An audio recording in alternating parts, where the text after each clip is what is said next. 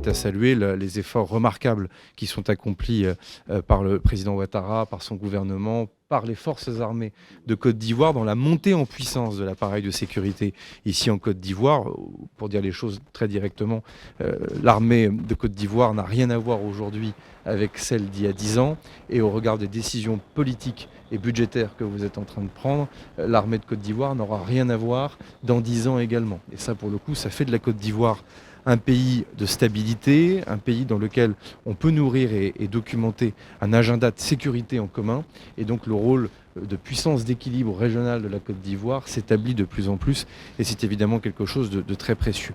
On va essayer donc de continuer à nourrir cet agenda avec le président de la République Emmanuel Macron qui nous a demandé de réfléchir à la réarticulation de la présence française ici en Afrique. Et donc au fond, on va fonctionner sur deux jambes.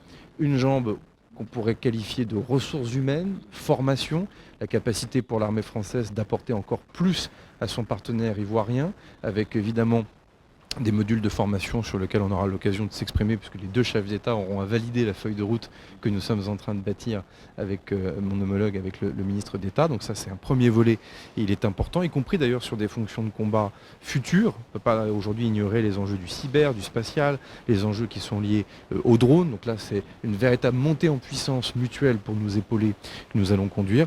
Et puis effectivement, deuxième jambe, une jambe plus capacitaire, je viens de le citer, évidemment sur les équipements, c'est vrai pour les équipements pour l'armée de l'air, c'est vrai également pour les équipements terrestres sur lesquels ce matin nous avons pu échanger sur des enjeux de partenariat sur lesquels moi je vais demander à notre industrie de défense, à notre délégation générale pour l'armement de faire un tour de table et peut-être de dépêcher dans les semaines qui viennent, monsieur l'ambassadeur que je salue, un panel en tout cas d'entrepreneurs français sous conduite de la délégation générale pour l'armement, sous conduite également de la Banque publique d'investissement pour faire des propositions à l'État de Côte d'Ivoire pour permettre justement d'avoir cet agenda.